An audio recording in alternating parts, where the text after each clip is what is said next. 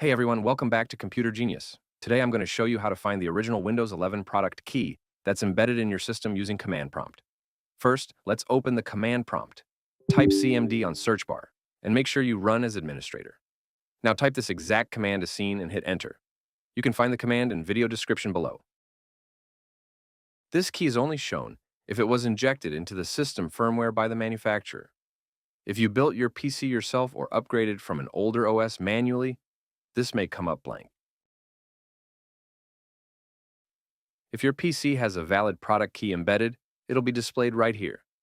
This is usually the case for laptops and pre-built desktops that came with Windows pre-installed.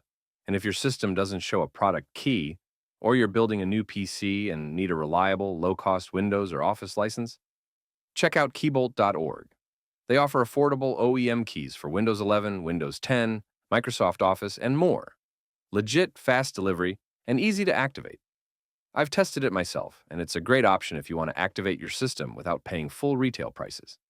So that's it. A quick way to check if your device has a recoverable product key using just one command. If you found this helpful, hit the like button and subscribe for more no-nonsense tech tutorials.